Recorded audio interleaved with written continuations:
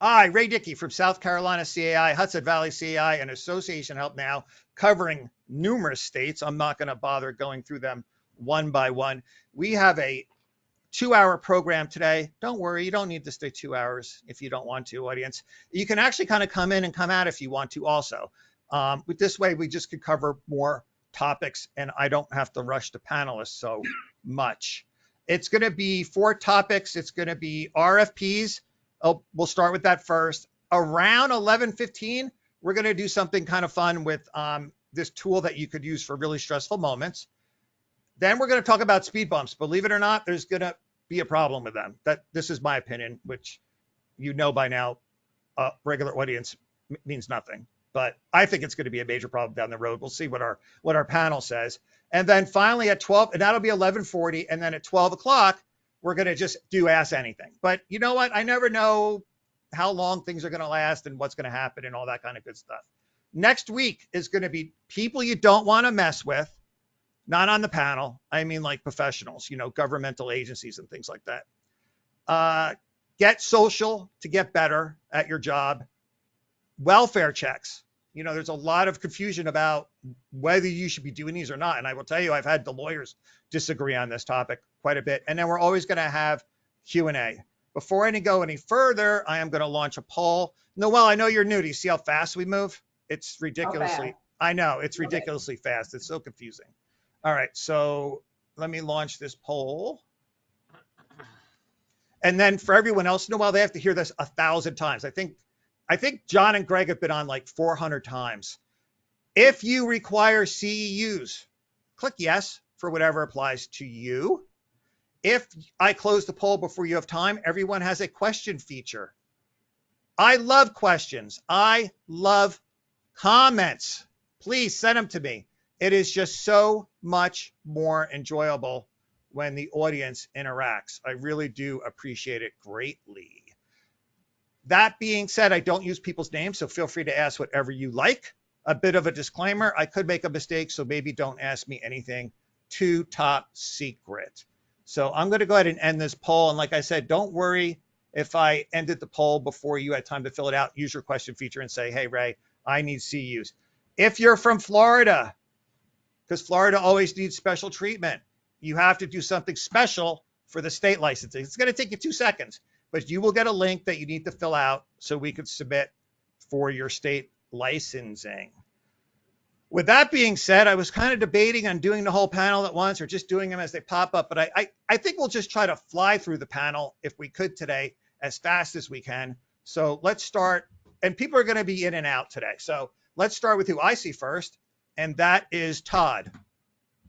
Good morning, everyone. Todd Vignola from Adventures Construction Professionals, located in Hillburn, New York. Proud member of the CAI for well over 15 years and love working with Ray and the group that we have today. Excited about today's event. Todd is such an outdoorsman that he killed that bear this morning.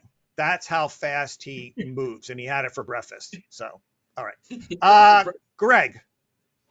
Good morning, everyone. Greg Girelli with Girelli Insurance Agency. We're located in Cold Spring, New York, and we have community association master policy insurance programs throughout New York, New Jersey, Connecticut, and Pennsylvania. Thanks for having us. John. John Legumina from the Legumina Law Firm in Purchase, New York. We represent condominiums, homeowner associations, and cooperatives from New York City throughout the Hudson Valley areas. Okay, Parrot owner, Dawn. Hi, everybody. My name is Dawn Becker-Durnan, and I happen to be on the CAI South Carolina board. And I'm also very happy to be here. I am the practice leader for community associations on behalf of Acroshore. And thank you very much. Dawn really did cut back all the stuff that she's involved in. So thank you, Dawn. I appreciate that. Dave. Chesky. Which one? Dave Chesky.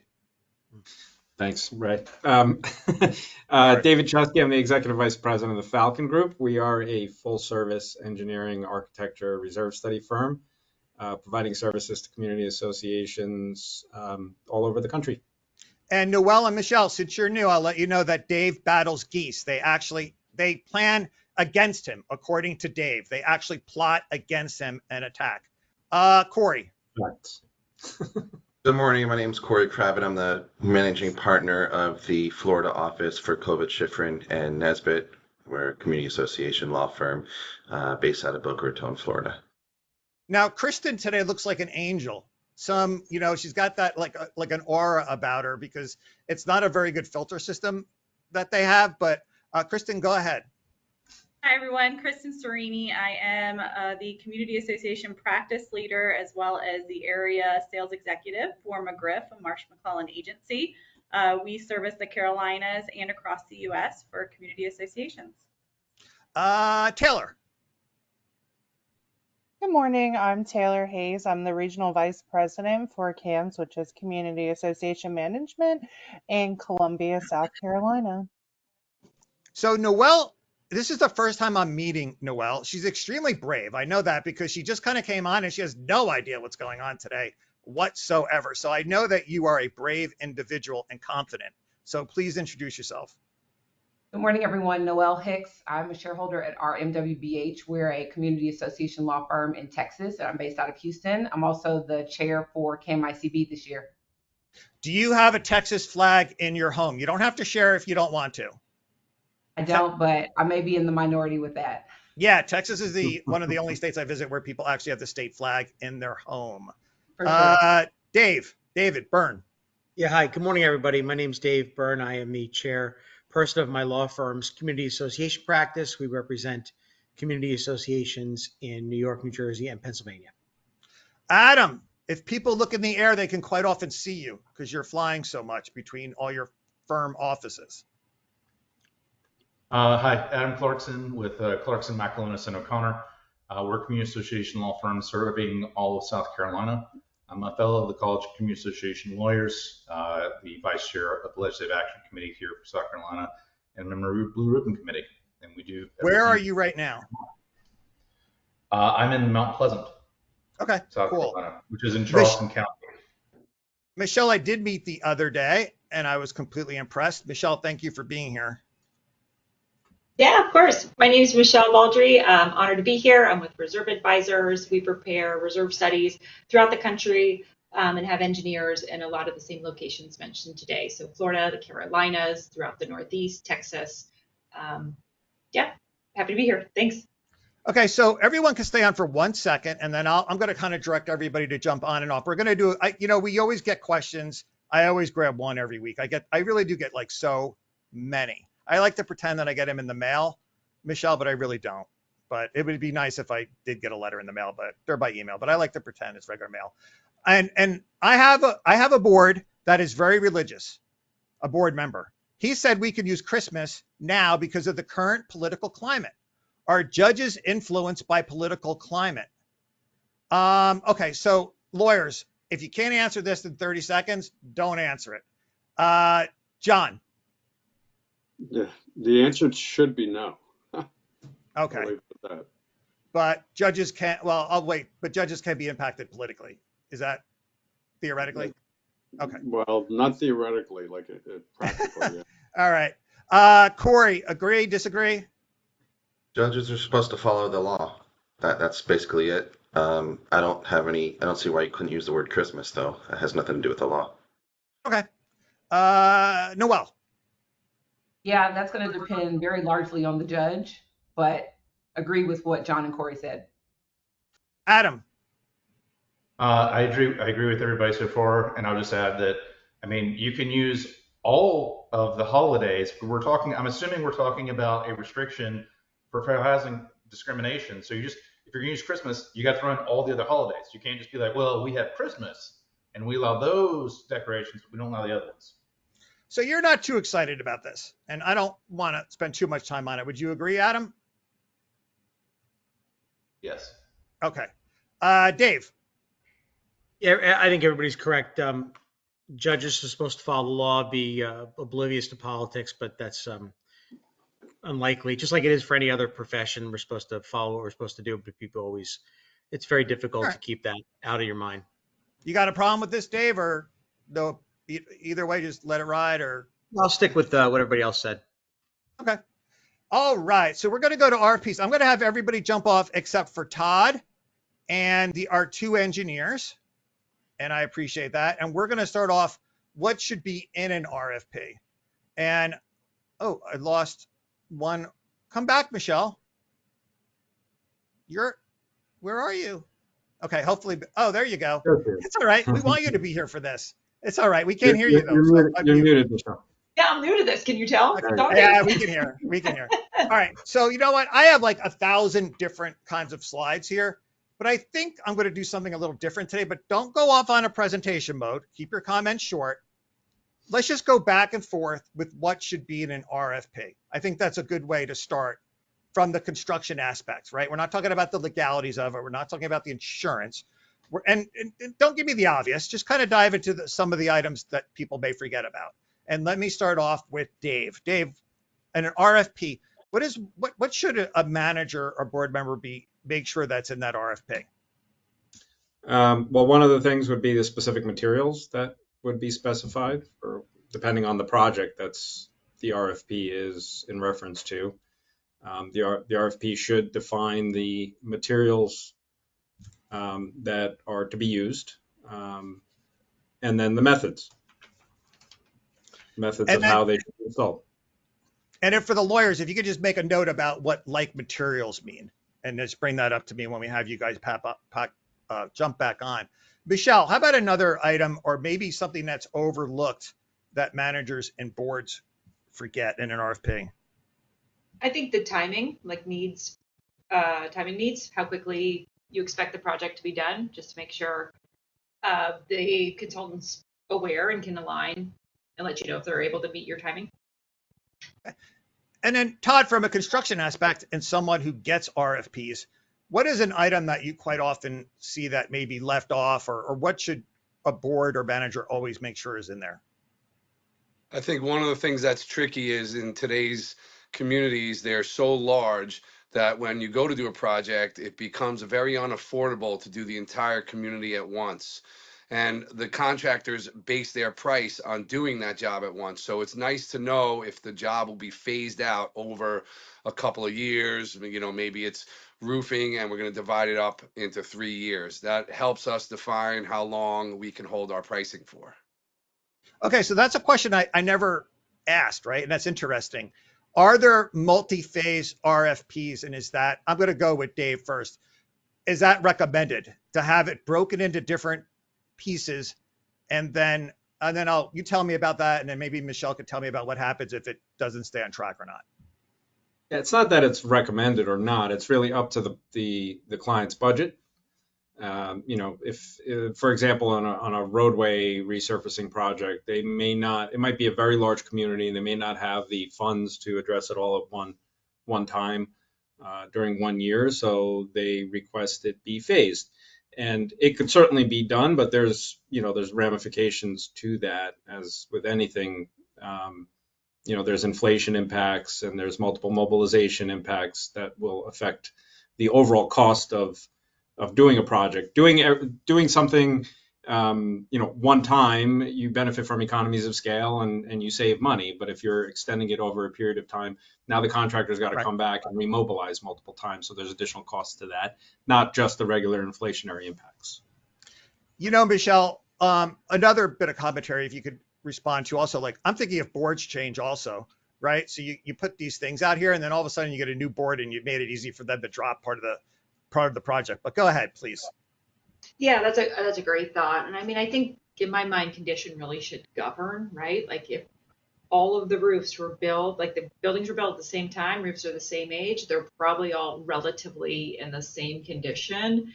And it makes sense to do it all at one time. And if the budget can't absorb it, can you do loans? Like what other options are there? Because then it does become, outside of the mobilization, which is huge, completely agree with Dave.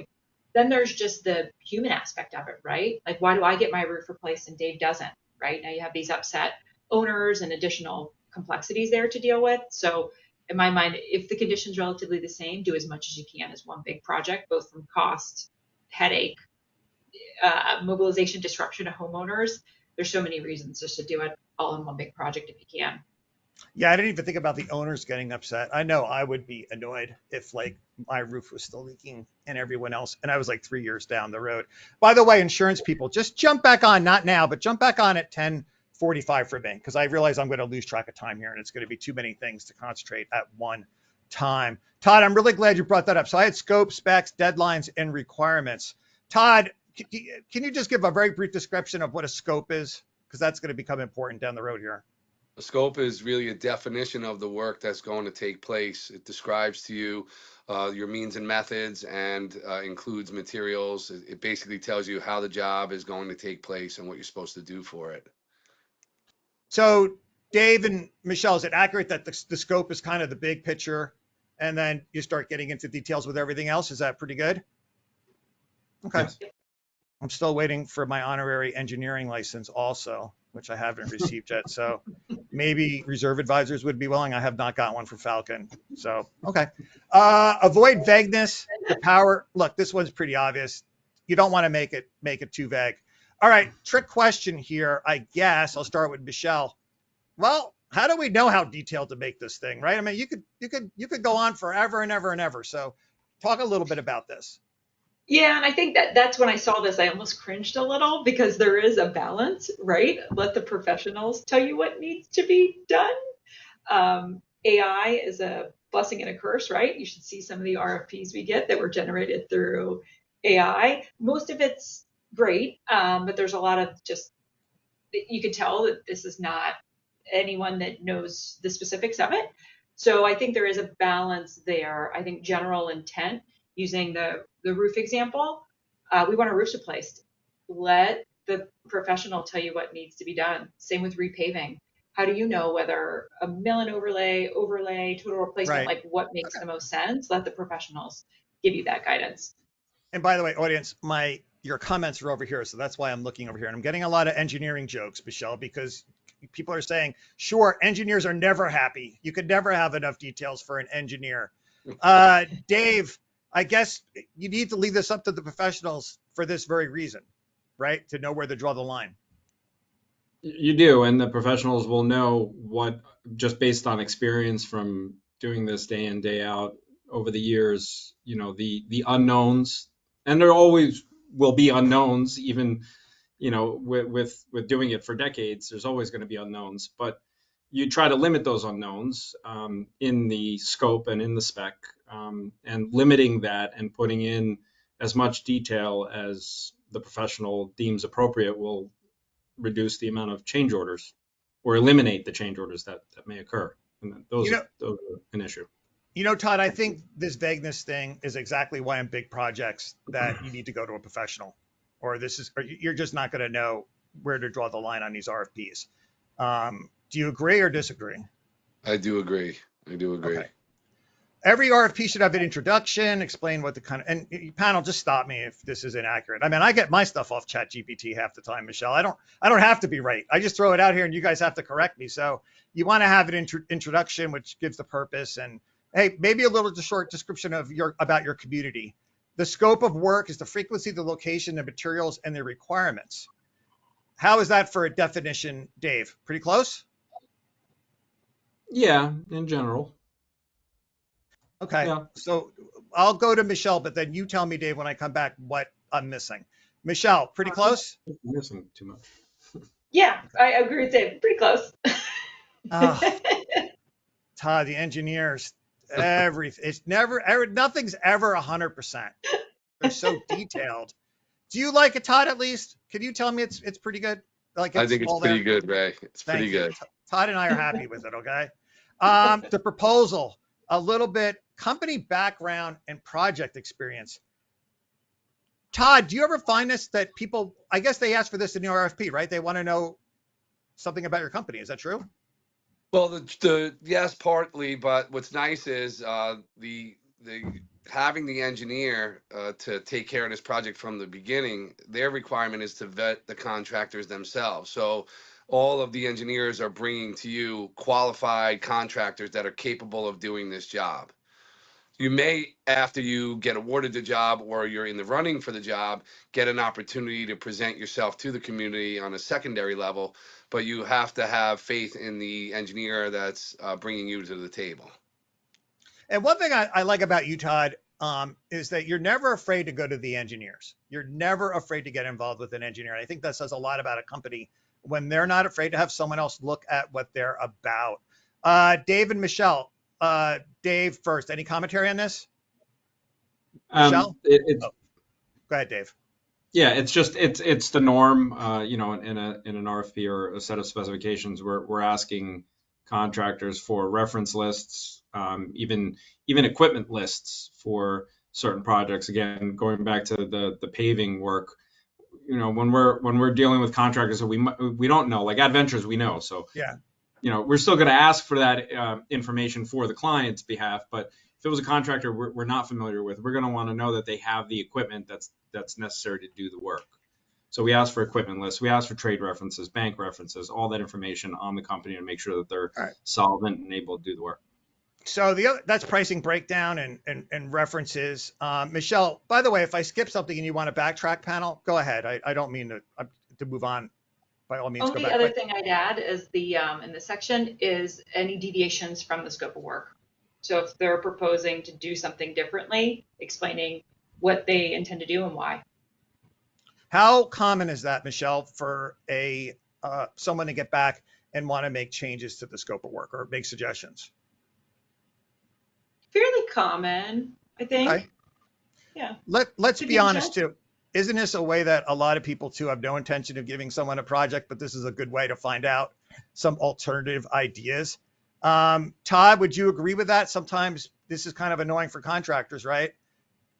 It can be, you know, there's always more than one way to successfully do a project, and you may get the vision from the engineer, whereas the contractor may see it in a different way. It doesn't mean that either one of them are wrong or right.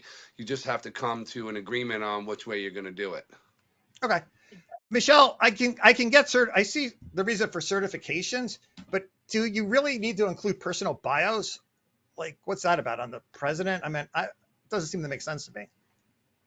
I agree with Right. you. Doesn't belong there, usually right? just say that, you know, the background and qualifications in general, like everyone's going to have the RS designation and be an engineer. Beyond that, like, what does a name mean in my mind? Yeah. This is why I don't give the slides out to the audience, because they're inaccurate many times. So that's why I don't provide them. I had kind of a poll question, but I'm not going to run it. Why not? Let me find it. Everything is so hard to find on this new system. How likely to expose an HOA to liability during the RFP process? And I guess the answers are not conducting. Okay, what is the most likely item on this list that could be a liability? Okay. And not conducting interviews, using technical language, failure to decline licensing and insurance requirements, or posting RFP on more than one platform. Well, this one is going to be an easy one for sure. And this one is going to be, everybody said, failure to define licensing and insurance requirements. I will keep the insurance part to the insurance people. Dave, licensing. Yeah, I mean, the contractor's got to be licensed. Right. Is that up to that would be up to who's ever preparing the RFP to make sure they are asking for that, right, Michelle? Right. Yeah. Okay. That's why I think it's critical that associations don't try to do RFPs on their own. Because for this reason, fail to define a licensing or insurance requirement, they're going to find that they have a problem down the road. You know, Todd, do you get a lot of RFPs? I'm kind of putting you on the spot from maybe associations that shouldn't have done them on their own. They're kind of like all the time. Okay. All the time. Yes. Are they from Are they from board members? Are they from associations you know? Because then I could see it. Or are they from complete strangers sometimes?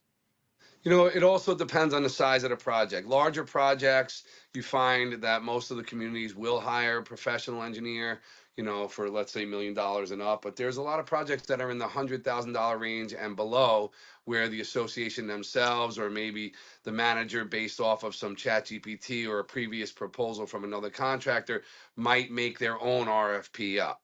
That's a dangerous situation there. Because remember, when a contractor gets an RFP, request for proposal. That contractor bids what's in that proposal, and that's it. And if we get to the job and find that there's something else there and it wasn't defined in the proposal, we have the right to be paid for additional work that is not outlined in that proposal itself, where most engineers don't miss any of that stuff. And by the way, audience, I've been breaking down these live streams into articles. So you can always follow up with me and ask me for an article afterwards, not the next day. All right. Maybe like in a couple weeks.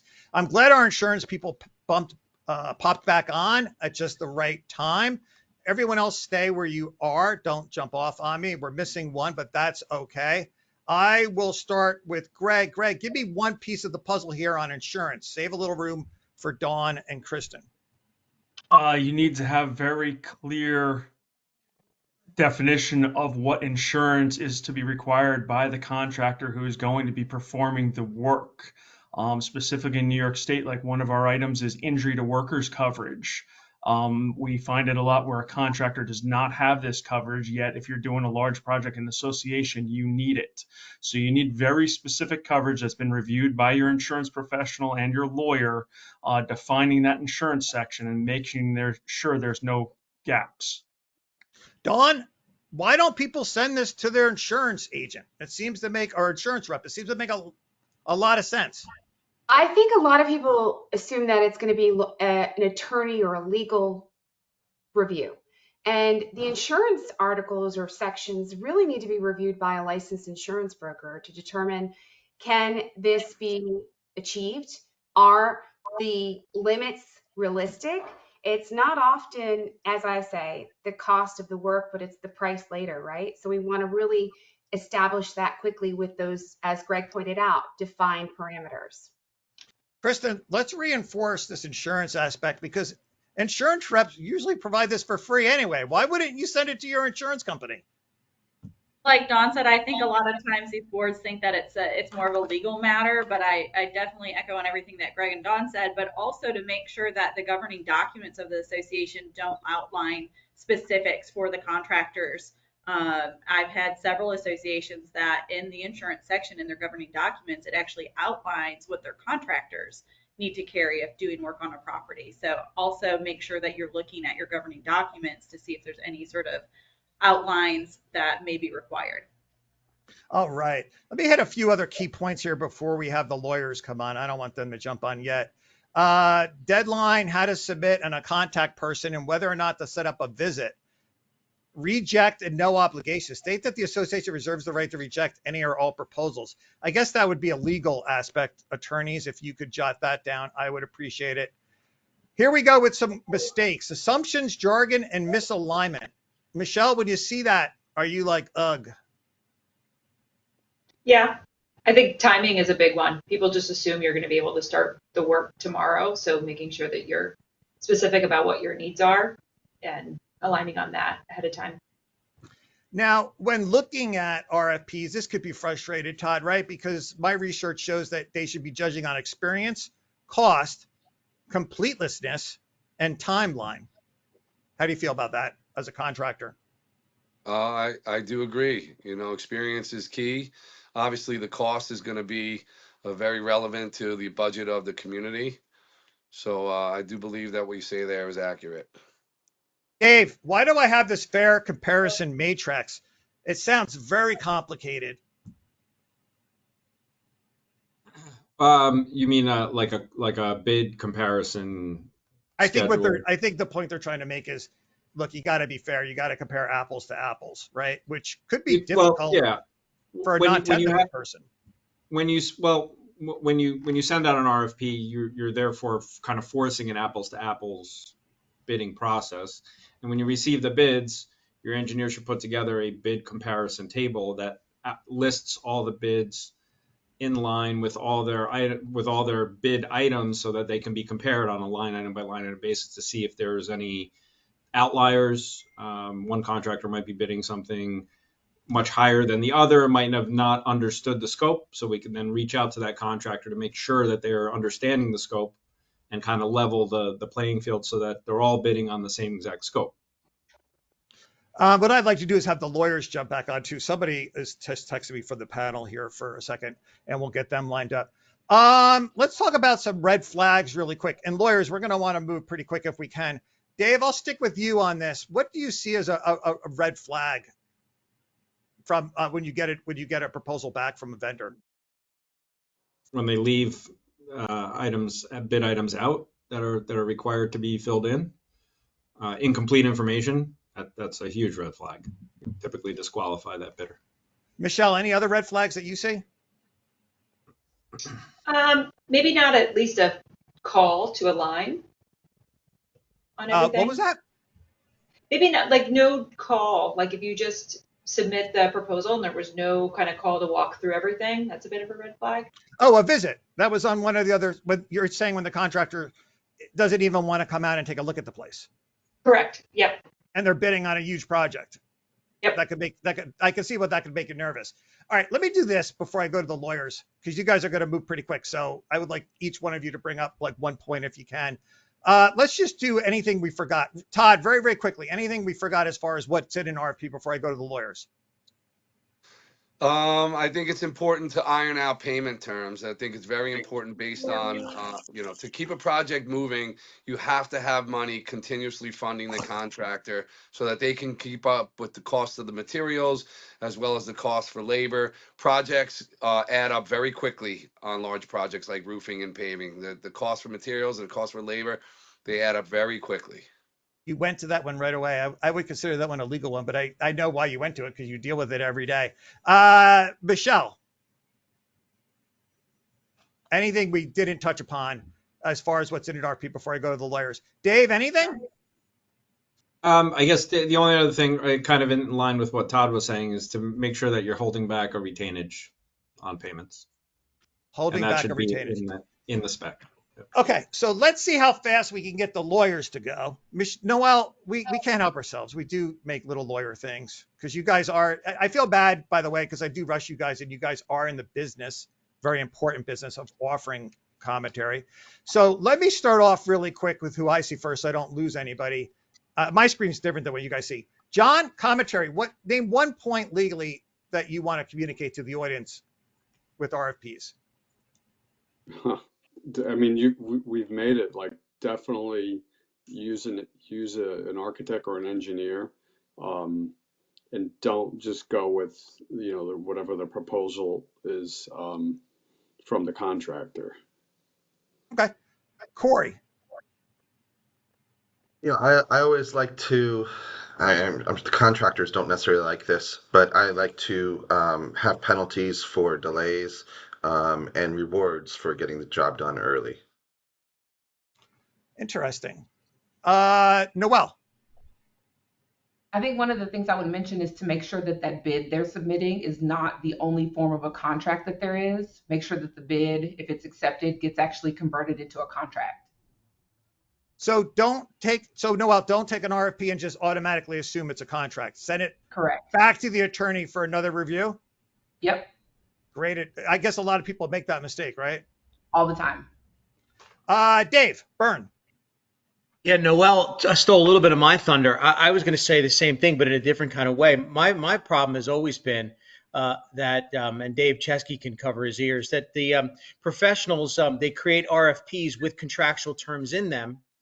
They put like signature lines at the bottom and stuff. And then the client like sends it to you as the attorney and says, okay, make a contract. You're like, you already have a contract. I mean, and it's got contractual terms in there. It's got terminations. It's got all kinds of stuff. And then if it's signed, God forbid, and sent back, I mean, you have a contract. So to me, RFPs should be about the work that needs to be done. And the contract should be about the legal terms, termination, insurance requirements, subrogation, indemnification, penalties, like I think Corey said, those kinds of things are totally fine.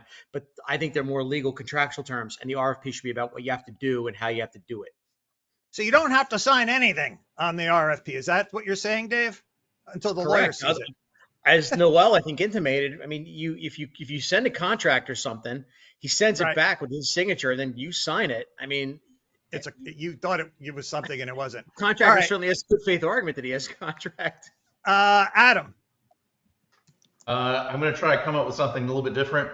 I like to check for self-dealing transactions. I usually ask for information about the relationship between the contractor and the board members, the community manager, the handyman that solicited the bid, because we just want to make sure there's not some sort of financial relationship, or personal relationship, or kickback, or the contractor is the board president's kid, and all of a sudden the board president's like, yeah, we really need this contractor, even though they're higher, they price higher and everything else. Just want to make sure we're screening those when they're at the RFP stage from any problem there. Is that in the RFP, Adam, or is that in the contract? That would usually be in the RFP as opposed to the contract, because hopefully you've already screened that before, and that's something you need to figure out before you're entering a contract. John, everyone is asking me, like everybody, like 10 people, how close is a RFP and a contract? Well, it depends, right? I agree with what Dave said, Dave Byrne. It shouldn't be close, right? It should be limited to the actual specifications of the work. The contractual terms should be left for the lawyer, and an easy way to handle it is to say you will use, and architects and engineers are familiar with this, a certain AIA form. Okay. I think that's the best practices to follow. So the audience is asking, how is a volunteer board member able to know that materials and methods required for a roof replacement, pool resurfacing, etc., are accurate? I think I could answer that one. You got to call your professionals. Does anybody disagree? You're probably not. And if it's a big enough project, you're probably going to regret it. Anybody disagree with that? Okay. Other than AI, is there a good source for boilerplate RFPs for common projects? I really love the questions, but I think our panel is going to say this is exactly what we don't want you to do. Anyone on the panel disagree? I know that most likely the lawyers don't. I think the point we're trying to make today is that RFPs are important, very, very important, very, very complicated. You could forget to put something on there. Here's an example, Michelle, I like to throw out there really quickly. Maybe you don't tell them where to put the portage on, and maybe they put the portage on right out in front of Sally's door, old lady Sally, right? And she's got to see the workers coming in and out of the portage on all day. There's a lot of things that need to go into an RFP based on the project, where you're going to store materials, et cetera, correct? Is that accurate? Yep. Don't try to do a boilerplate or save it on your own. Does anyone disagree with me on the panel? Can you attach an RFP for a contract as an exhibitor? I can see if I can get that out to everybody. And are there any situations where an RFP is not unnecessary? I think our panel kind of said that, sure, if it's a really small project and you're confident with it, and maybe it's a contractor you've used before and you're replacing one item. I don't know. Give me an example, Dave, so I don't do it of a very simple situation where maybe you don't need to send it out to everybody. Or maybe you don't want to do that. That's Jeffrey Chesky, I think. That's for you, Dave Chesky, sorry. Yeah. All right, Todd, give me an example. Yeah, I don't really have anything off the top of my head. You know one.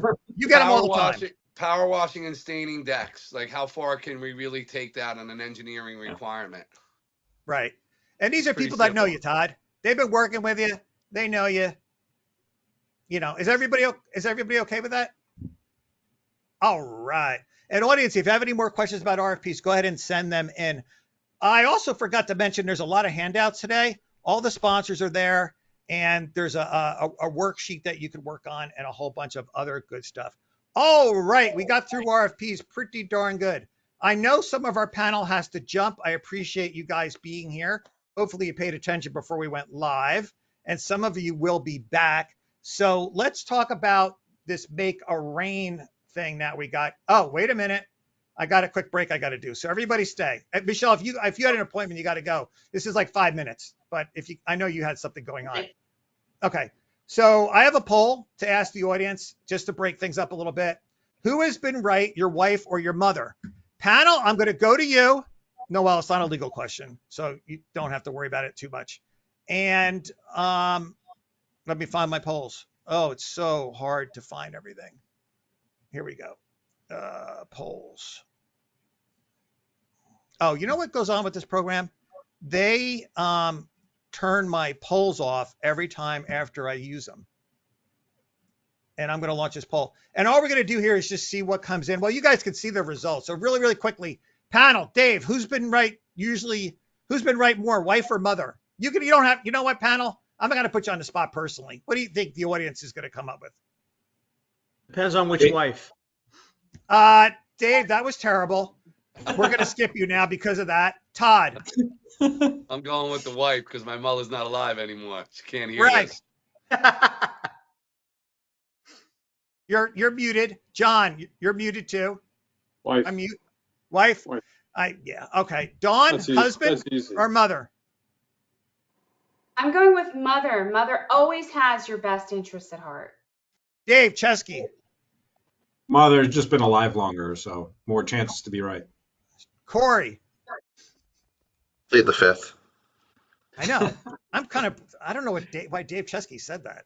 Kristen. I'm gonna go husband. Noel. Mother. Did you know you were going to get asked personal questions today, Noel? That's all right. You don't have to answer it.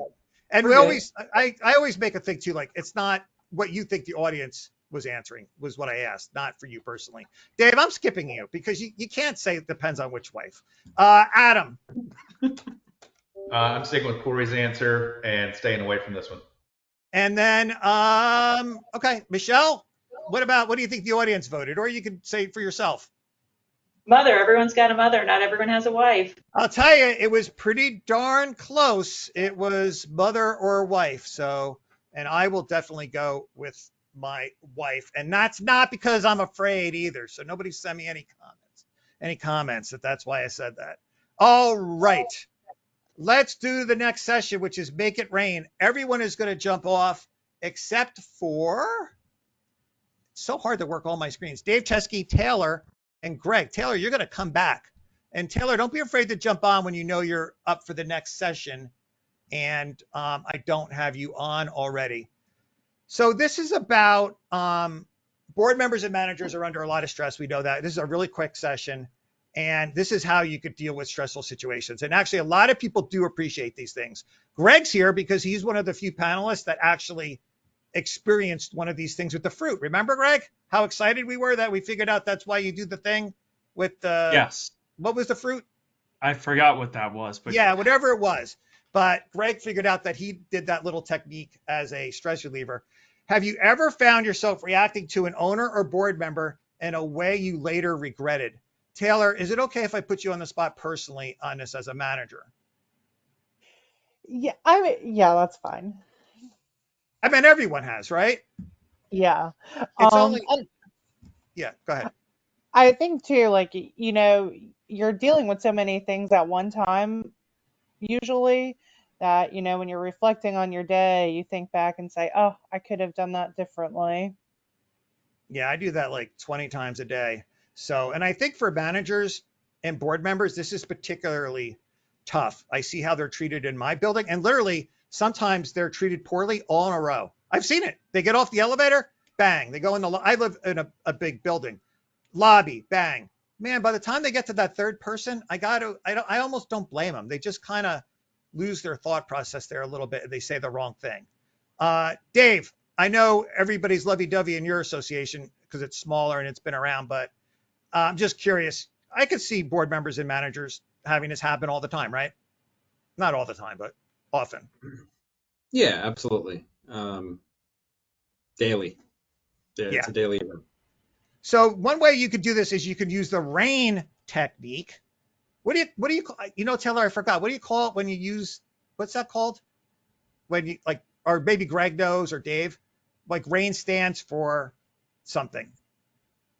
Recognize, allow, investigate, and nurture. No one knows what that's called. An acronym? Yeah, I think that is it. Yeah, Jesus. Yeah. It's like basic English class here, and I couldn't even get any help. It was bad enough that I couldn't come up with it. I didn't understand what you were going for. Oh, all right. I didn't know if you're asking us the RAIN. Right. So recognize, allow, investigate. And this is how you can learn to diffuse how to react, stay grounded, show some empathy and authority, and you can apply this in less than 60 seconds. So if you pay attention, you're going to have this tool that you'll never have a bad experience ever again in your entire life if you use that. And Taylor is giving you a guarantee on that. No. Okay. All right. So let's start off. Recognize. Notice what you're feeling in the moment, especially strong emotions or tensions. Taylor, do you think this could be helpful from a manager perspective, just to recognize this person's irritating the hell out of me? Absolutely. And I really think this is probably the most important thing if you're going to feel or be in tune with anything is if you start to feel your cup getting too full, know your signs for that. Yeah, and I think if people can recognize that, that's a good first step, right? You're getting aggravated, you're feeling like you're going to say something, but I think it's just all about saying it's acceptable to feel what you're feeling. Greg, do you agree? Completely agree. Can be harder to do when you're face to face with someone versus when you've got an email, or maybe you can make a little bit more time between things. But you got to recognize once your blood pressure's going up, or you could tell you're getting agitated, and make time. You know, and I'm glad we have an insurance and manager on this panel because you guys put up with a lot of pressure. You know what I mean? I mean, Dave Chesky does it, and he basically sits back all day and stamps this, and it's like a cash register over there, ka-ching, ka-ching, ka-ching, ka-ching. But for everyone else, there's a lot of pressure involved with work. So, Taylor, I'm just joking with Dave. I don't know if you've been on a lot of these live streams, so, but Dave's a No, really you're good good. sport. He's actually a very well qualified engineer, very well respected. Rain, let the emotion be there without trying to fix or fight it. I don't know, Taylor. Do you get this one from a manager? Greg is getting it, but do you get it, Taylor, from a manager perspective? Let the emotion be there without trying to fix or fight it. I don't understand the fight it part. I mean, I think in the moment, if you've created the space, I think if you don't deal with that emotion as an individual, it's going to continue to come out, your frustration or whatever that may be. So I think you do need to address it with yourself as an individual, but you got to process it and start to move on. And by the way, audience, the panel has not seen any of these. So they've had like no warning whatsoever. And I like that because then I know that the commentary is authentic, right? Whether it's agreeable or disagreeable. Greg, you were nodding your head to this one. Well, more from the standpoint of giving that time. Don't cut someone off. Let them get their full vent out. Let them feel like they were heard. And that's one of the most important parts. And then let it de-escalate for a moment and keep addressing it. And maybe your agitation or maybe their agitation, but give it that time for it to sit there and feel like it was fully said or expressed. And then the key, Dave, is for people to remember RAIN. So you get aggravated today, and this is why I want the audience to try it and say, you know what, I saw that live stream today, and I'm thinking about RAIN, and recognize and then allow. And this is going to make you think and not react so quickly. So this is what the point is, Dave Chesky. Are you excited about it? I am. This is Okay, helpful. I know you have, like I said, no aggravation. I investigate, explore what's really going on beneath the surface with curiosity and care. Taylor, any idea what they're talking about? Yeah, I mean, a lot of times when you have people who are upset or, kind of beating you up, so to say, they're usually coming after at you for a core reason, and that's not why they're animated or anything else. So you got to really do some digging to find out what they are upset about and how you can help them.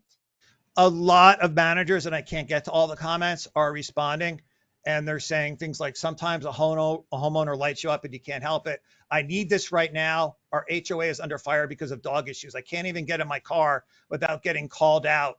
It's just a whole bunch of stuff. My president's wearing me down.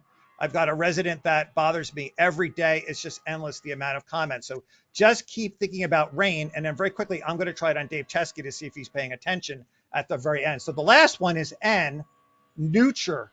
Offer yourself kindness, support, just as you would to a friend in need.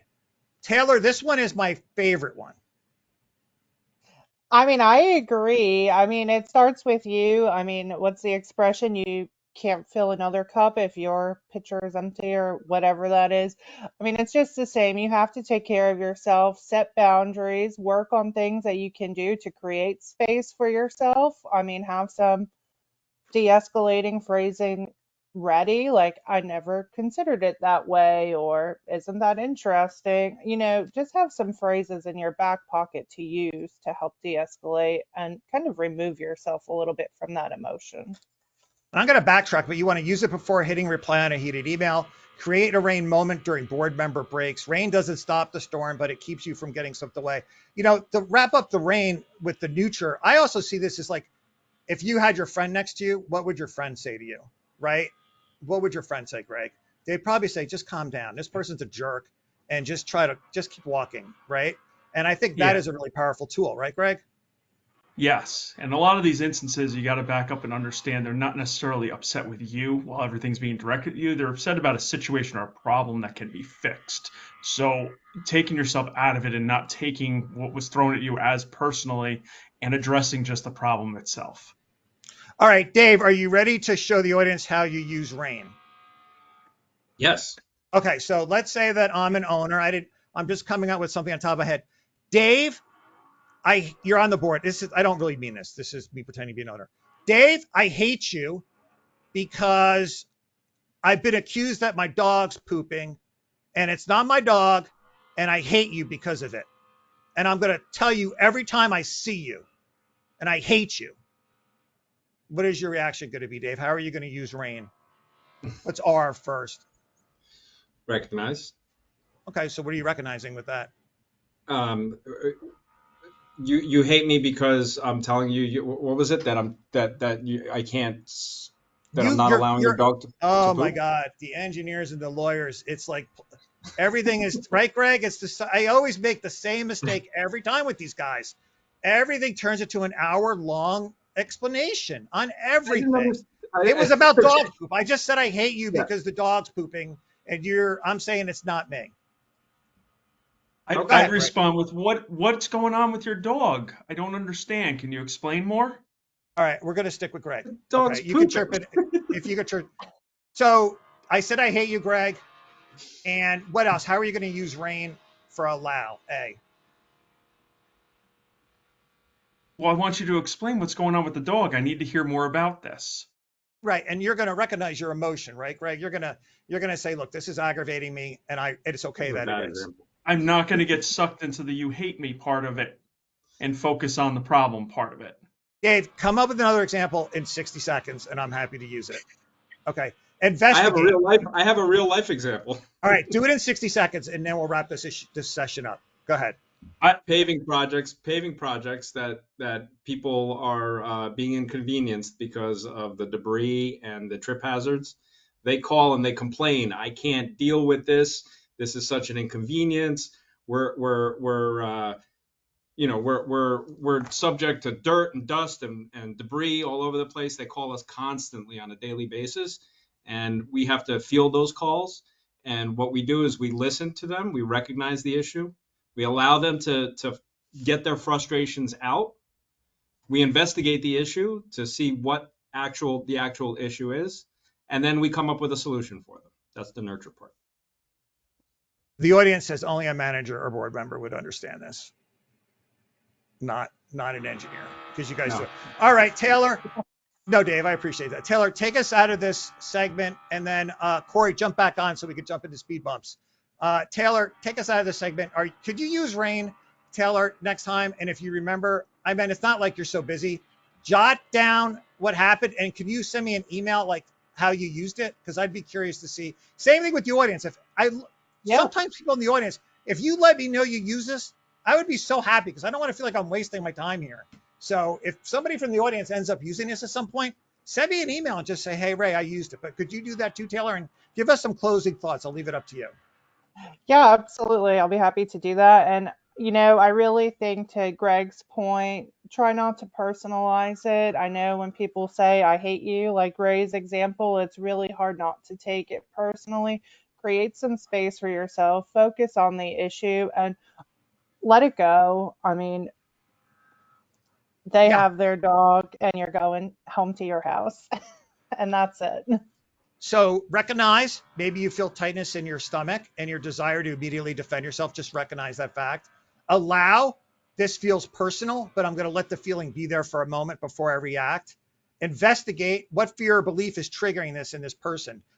Or are you responding because you're feeling that you're not doing a good job? Are you falling for what they're throwing at you? And lastly, nurture. You work hard and you care about this community. Remember that. Step back, and respond later with clarity and emotion. And I do have a downloadable PDF worksheet on this that you can actually use and work on your own.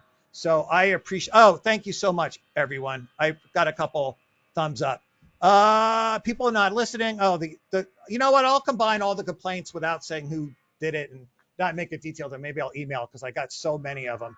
Oh, a lot of thumbs up. Thank you so much. I appreciate at that audience. I really do want to help everybody out. Okay.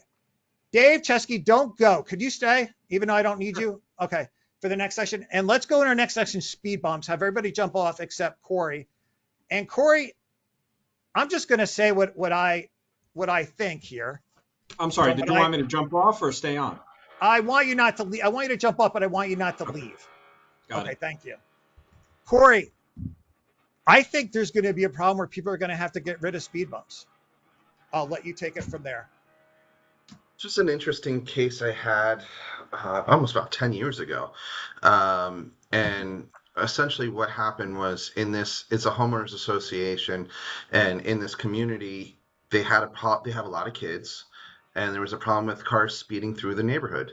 And the parents of the children, the homeowners, got together, got concerned, petitioned the HOA to install speed bumps to slow down the vehicular traffic within the community. They had, prior to the speed bumps being installed, they had many meetings over the course of almost a year to get input from the people in the community, and generally everyone was in favor. So the speed bumps were installed. After the speed bumps were installed and after all the meetings in the community, one of the homeowners in the community requested that the speed bumps be removed because she has chronic neck pain from a car accident, bulging disc or something like that. Every time she goes over the speed bump, her car would jump, and she'd be in pain for many hours. So there's 2 speed bumps that were between her house and the entrance to the community. She asked that they be removed. The association's position was, well, we had all these meetings, we're trying to protect the kids, we can shave them down, how fast are you going over them, anyway, it turned into a discrimination complaint. And bottom line, the case was eventually settled, but the speed bumps, at least those 2 speed bumps that were between her house and the entrance were ultimately removed. All right, let me have the other lawyers jump back on here.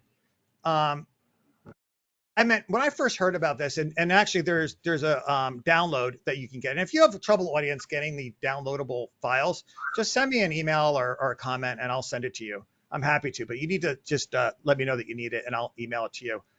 I don't know. Okay, here it comes, everybody. I find this kind of shocking, Corey, because I'm all for helping people that are disabled, but what does that mean? No more speed bumps, right? And this is basically what kind of happened in this case, among some other things. John, have you ever heard of this? Are you surprised by it? Well,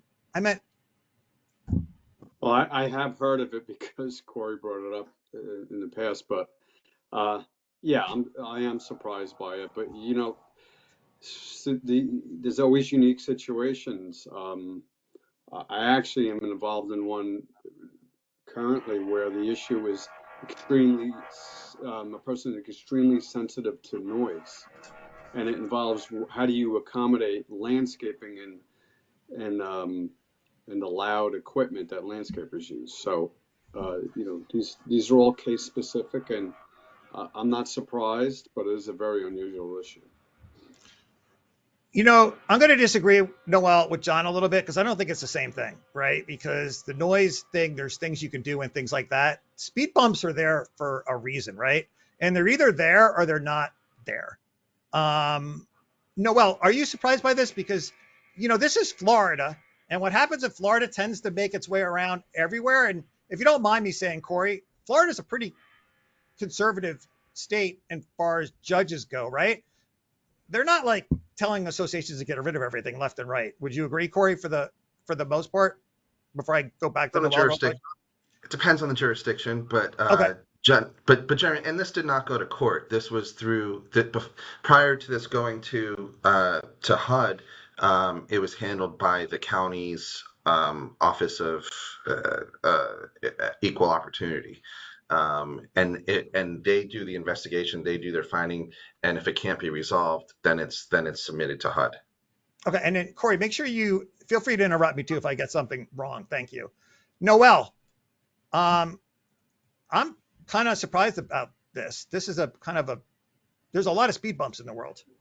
Yeah, and I mean, honestly, Texas is very similar to Florida. We get kind of similar rulings here too. But I think it's just one of those situations where does this affect the entire community versus maybe John's example, which was just one homeowner. The association has to kind of look at the circumstances and figure out how they're going to handle it, especially if it's affecting, a bigger portion of people in the community. Okay, Dave. I mean, everybody's for accommodations, right? But we always talk about things being reasonable. Like, I don't know, how does this seem? And I'm all for accommodations for people, but how does this seem reasonable? What about if? Well, go ahead. I mean, it may not be reasonable. There are burdened applications and testing and burdens and benefits that you have to get to that point. If once a community or the association believes that a person is in fact disabled and that they actually need some sort of accommodation, and you have an obligation to see if you can reasonably accommodate it. You might not be able to reasonably accommodate it. The bottom line, I think I've said this before in a bunch of other forums, is if your board is always concerned about never having exposure or never paying lawyers, then you'll always accommodate. If you're prepared to push back on something you feel is appropriate, that you must try to fight back because you can't reasonably accommodate it, even if that risks investigations, then you'll have to do it. It's no easy answer. A lot of commentary from the audience that they're not putting speed bumps in because there's been lawsuits left and right about bicycle accidents. Somebody says they had somebody trip and they had to get rid of theirs. They've said they've even had problems with people for some reason pushing strollers. I don't know why you'd have to. Maybe there's no sidewalk.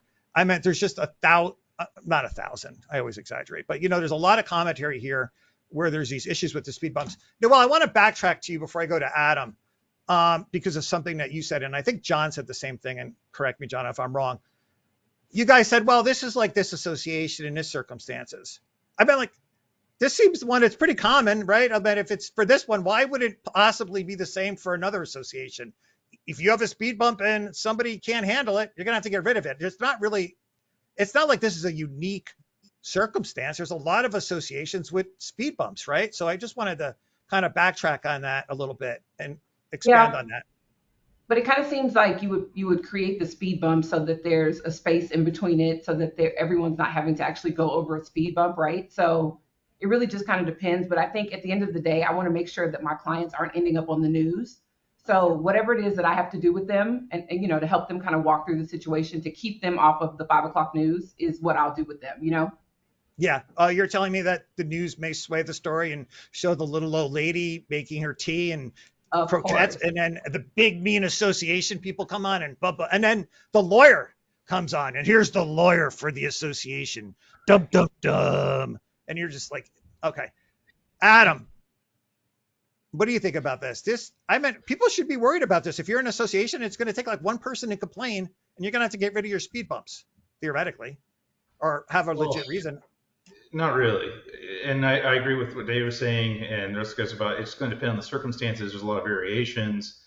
But the other thing, when you're keeping in mind with this, and one of the things that I see is the biggest error that a lot of associations do and make, and this could be the problem at the one that we're talking about, and this is one that differentiates between different scenarios.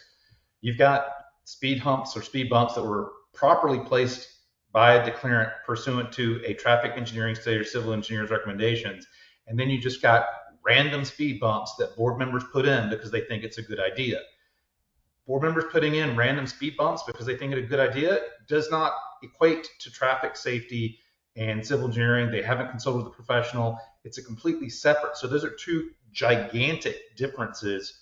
And so that's going to be a problem for them, just be able to establish that was the proper measure, because realistically, it probably wasn't. The modern trend right now for over the last 10, 15 years is to not put in speed bumps, not because of this issue, but because your municipalities, your emergency responders don't want those in the community. They don't want the emergency vehicles going over them because it damages the emergency vehicles. So the modern trend is to put in speed humps, which speed humps also don't have these other issues that you're talking about. So that's what we're seeing a lot of. And I think really a lot of the engineers could probably speak to this more. But, a lot of times we're talking about, if you're talking about a speed bump and maybe the board hired somebody, asphalt Right. or a Right. concrete guy, good old boy just came out and threw out a speed bump. Like, yeah, I put speed bumps in. Here's Okay. you got speed bumps. It costs you $1,000. Right. Well, that doesn't cover you. And the board's like, well, we thought it was a good idea. We used our business judgment. Right. No, So- that's not how business judgment works. That's not how any of this Okay. works. You should have consulted a traffic safety engineer or civil engineer. You should have gone with the right professionals, made sure you're making the right decision. And so they don't have protection there. All right. Dave Chesky, if you could jump back on, I don't know if you get involved in this or not. I'll use my community as an example, which I hate doing, but I don't think anybody will get too mad at me. We just put speed bumps in, right, in the parking garage. I'm not going to give my opinion about them, but I will tell you they are real speed bumps. These are the ones, Dave, that you screw them in and they're rubber. They really They're temporary, actually. Yeah, they can be removed. What do you know about speed bumps and things like that? But these do jolt you theoretically. I meant if you had a back problem, these are these rubber high. They got it. Why don't you describe them, Dave? If people aren't familiar with them, they're pretty substantial. Yeah, I do a lot with speed bumps actually. Speed bumps, speed humps, speed tables. There's 3 different kinds really in that are commonplace. Speed bumps are the most abrupt and slow traffic down the most, typically about 5 miles an hour or less, and the most complained about, as we've been discussing. Then you have the speed hump, which slows down traffic to about 10 to 15 miles an hour. And then a speed table, which is much larger, wider, slows down cars to about 20 miles an hour. Speed humps are like Adam had mentioned, are becoming commonplace and most widely used. And everything that's been said already, regarding the township and emergency services really is the biggest holdback from having communities install speed bumps. Every time we do a design, we reach out to the municipality and even if the board wants to have them installed, whether it be a speed bump or a speed hump, we always check with the emergency services to make sure that they're okay with it. If they're not okay with it, then we'll go back to the board and say, emergency services, it's private property and you can essentially do what you want. Emergency service is not going to be happy about it. Right. So we'll advise them that. Well, emergency services, they want to have everything. So if they had their way, the fire lane would be 30 feet wide. So I used to be a volunteer EMT, so I can say that. So don't send me any bad comments that I don't like emergency service people. Corey, now that we're talking about it, I bet my board did probably investigate this, but in our garage, they can't put any other kind of item in, right? They can't it's a parking garage. They can't put a hump in, and they can't do these other things. And why can't we just expect people, why are courts finding for people? Why can't we just expect them to go slower, right? Like if you have a disability, it seems like there's other things out in the road that could cause an issue too that you may have to go over. Like if I go super slow over the speed bump, I think I would probably be okay. But I guess the courts, right? It's whatever the judge thinks. No court found anything that Corey's saying, though, right? Hold on. Yeah. Wait. It never went to court. Right, I'm sorry. But the local equal opportunity office did have a finding of discrimination. Sure. And in this particular case, we had witnesses of the person going fairly quickly over the speed bumps. The association had made offers to shave the speed bump down so it was lower. But at the end of the day, the Equal Opportunity Office finding was essentially that the speed bumps needed to be removed to give the person who filed the petition essentially an equal opportunity to go in and out of the neighborhood without pain. And that was, it didn't matter the speed she was going or potential accommodations. They didn't require all the speed bumps in the neighborhood to be removed, just the ones that were between her house and the entrance. All right, if I could have my insurance people jump back on, I would appreciate it. Noel, I'm thinking here too, can the board also then be held liable for not slowing down traffic? Right? I mean, Then, so I mean, possibly. anybody can be sued for anything, right? But um, there's only a few things they could do. Yeah, I mean, possibly, right? But the board's duty is just ordinary care and doing things in good faith here in Texas anyway.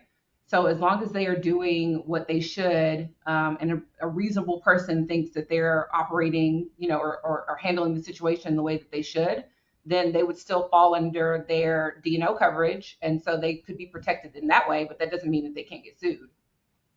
Now, Adam, I'm going to bounce back to Corey on this because he brought it up, but I'm getting the impression that this is definitely a case you don't want to fight. What was this government entity called?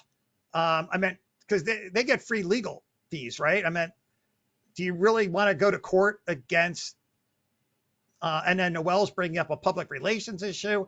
So it's great you have a right to go to court, but is it really, is this going to be a problem to go to court? For this one, I think you do. Yeah. I think the association spends the money. I think they need to pay for Corey to go and appeal it. But the problem is they probably don't want to spend it because they're like, hey, we can take these speed bumps out for, $2-3 grand, but it's going to cost us $200,000 to go and appeal this because these guys, like you said, have free lawyers. But they come up, I mean, as we all know, we come up against these entities, especially with the federal side. I mean, they march on. I mean, they're like the Terminator, and they just sort of decide that everything needs to be accommodated. And the problem is, you're switching it to the liability. Just because they granted an accommodation, they took out these speed bumps for this one person to accommodate the one person. It does not eliminate their liability that they have for not protecting all the kids and everybody else from speeding. So they still have that exposure, and so they need to weigh that out because that is probably a greater exposure at the end of the day. So, I think they should write a big old check to Corey and let him go to court. All right, Dawn, I heard your favorite word, right? Discrimination. And sometimes you tell me that those things aren't covered. So where does that leave the board with this particular kind of issue?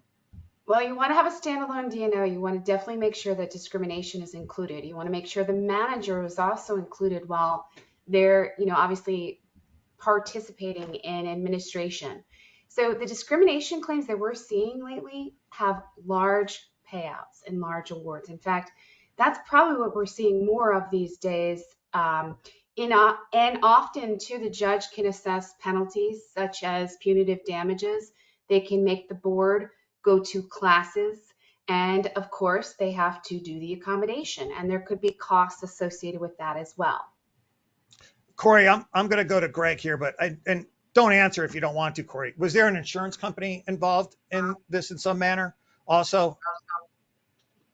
The board did not want to file a claim with their insurance. Okay. They wanted us to defend it privately in this one. Oh, okay. All right, let me go to Greg, and then I'll go back if you can talk about that. If you can't, you can't. Greg, commentary. Yes. This is where you want to review your directors and officers liability policy with your insurance professional and understand what it's covering. One avenue is a discrimination. Another avenue is a non-monetary versus a monetary type of claim.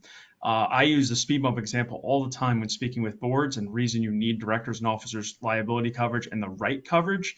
You can get sued for installing the speed bumps. You could get sued for not installing the speed bumps. Are you going to be defended by your insurance company for a simple claim coming in saying, hey, for safety, I think you should have installed speed bumps and you didn't, and my son got hurt? Or maybe there wasn't an injury in the instance. So you want to make sure your D&O coverage has discrimination, has non-monetary and monetary type claims, and understand that coverage.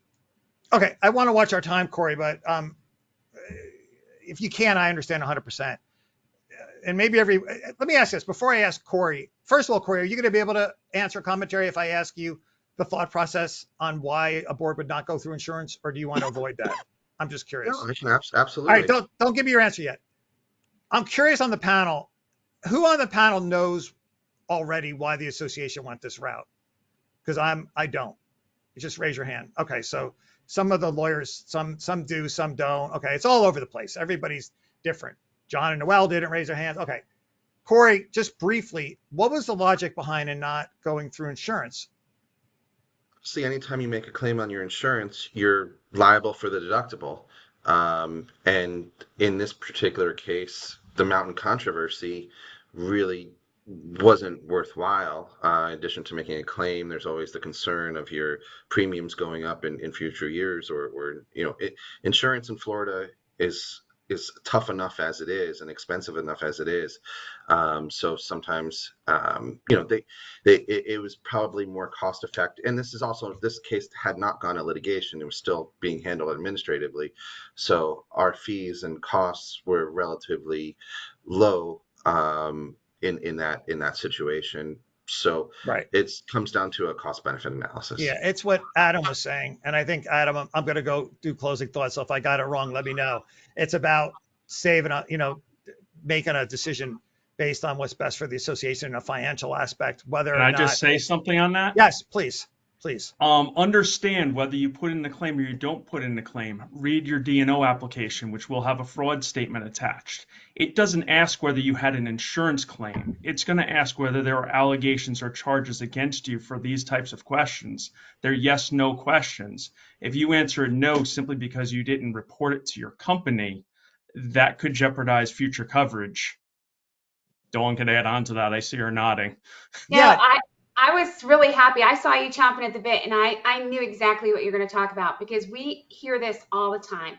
They didn't want to notify us because it was under the deductible. It wasn't a big deal.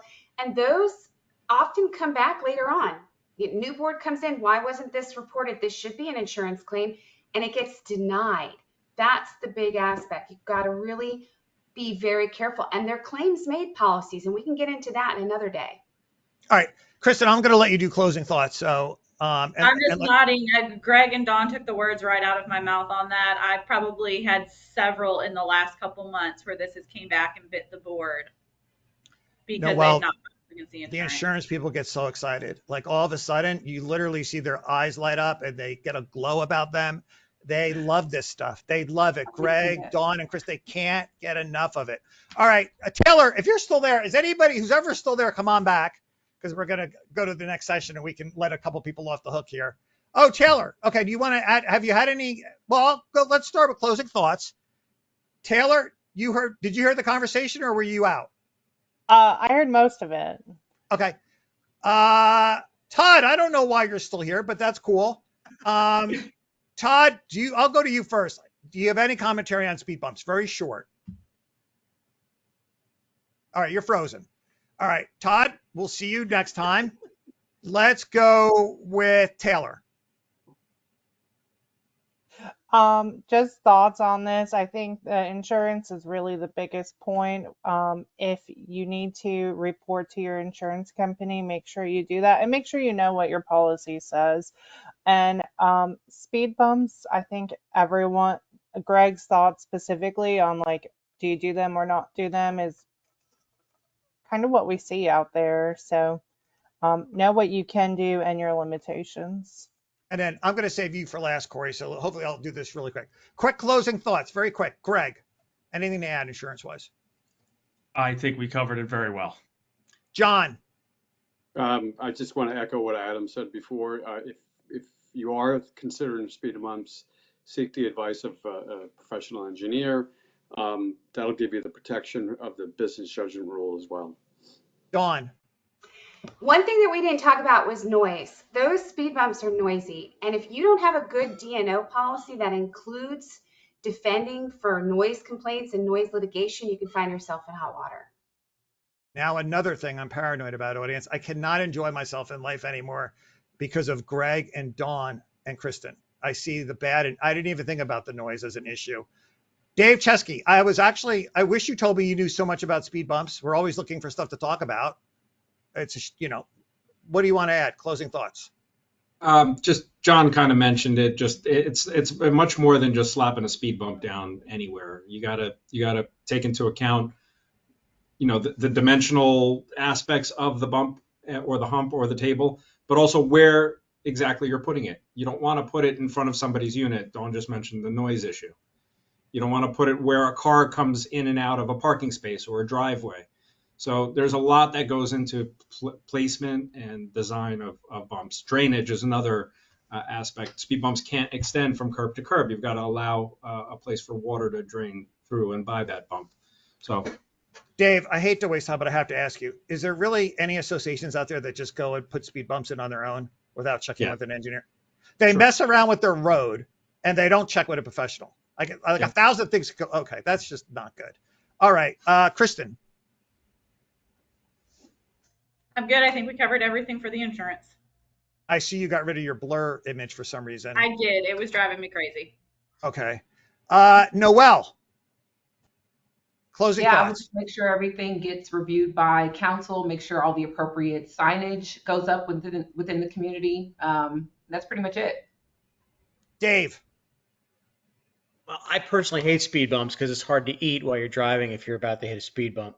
But in general, I think what some of the lawyers said was correct, especially Adam a couple of minutes ago, which is if you plan on dealing with litigation for or against pro con speed bumps, it would be helpful to have some kind of like evidence that speed bumps are actually good, as opposed to just some board member who went on the internet and say, hey, speed bumps are cool, let's slap them down. I think that's important. Adam. So the issue of keeping people safe on bicycles and things is very personal to me. So I would just say, if your traffic safety engineer is telling you need speed bumps or other speed devices, and then you've got someone that thinks that they can race around your community and wants to just do it freely because they want to claim a back issue, I think that it's worth the fight. I think you should fight. I know I was trying to be funny earlier with Corey, but and I know Corey's had to deal with everything with his clients. I know he's probably stressed everything and they've gone through everything appropriately. But my position, just for everybody to think about, you're weighing the life of a 5-year-old against some person that just wants to speed, that's not slowing down for the thing. So you should, in most cases, you should have a great case.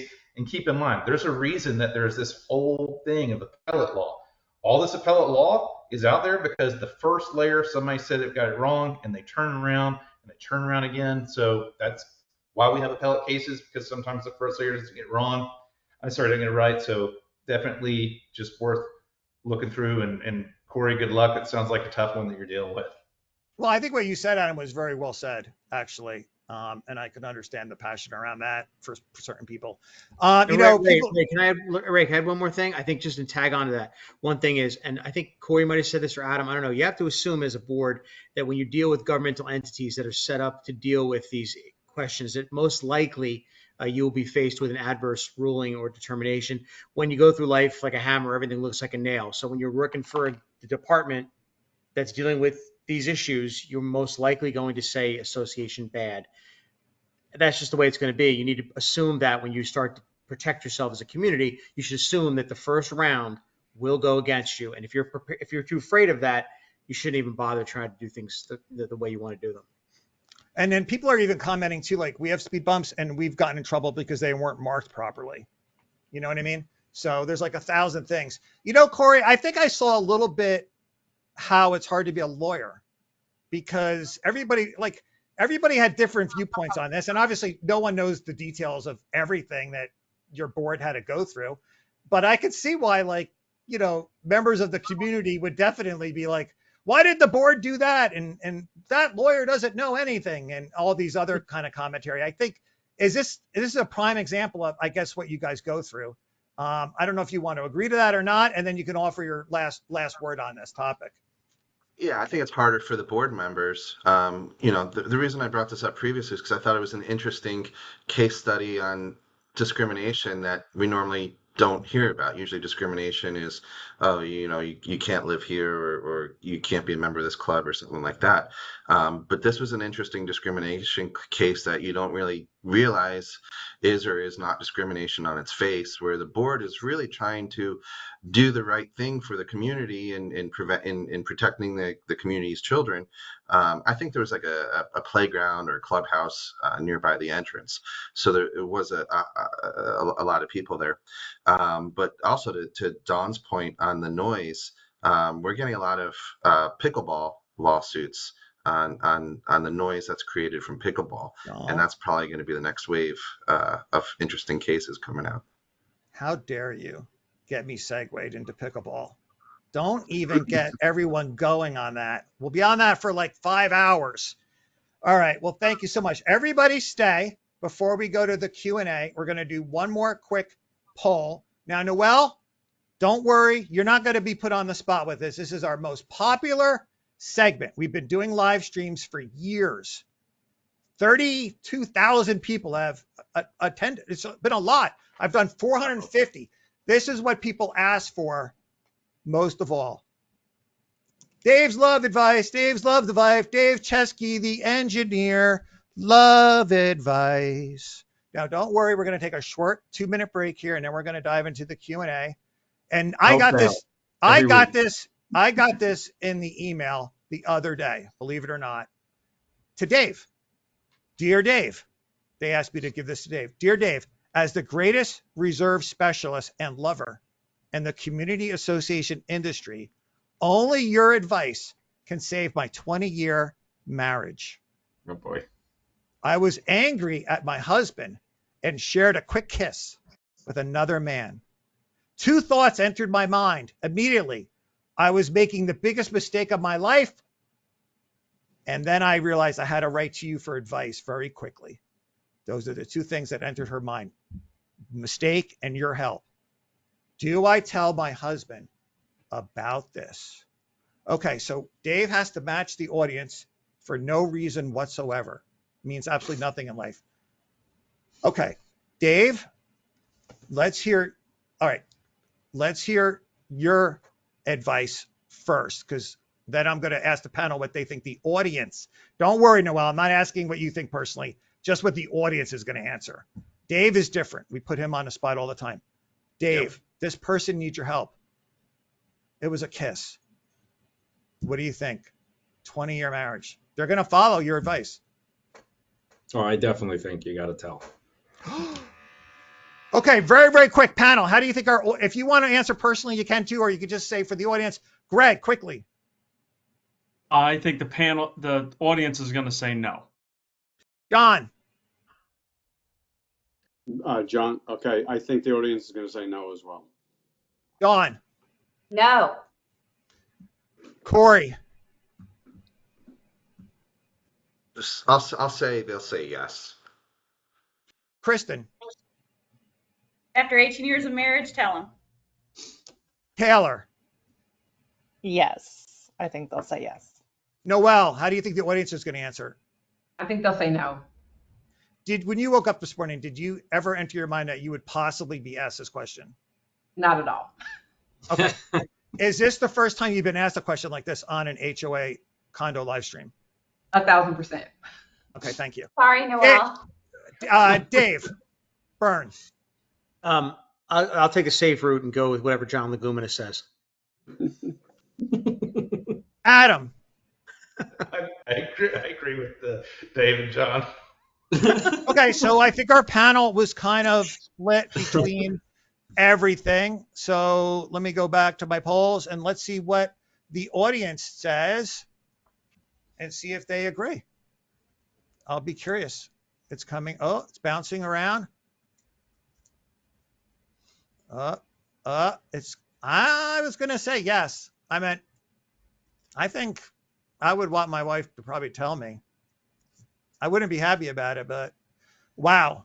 Okay. Well, can you guys see the results coming in? Because it's a new way they do it now. Yeah. Yep. All right. So 62% said yes. Dave, what was your advice again? I said yes, tell.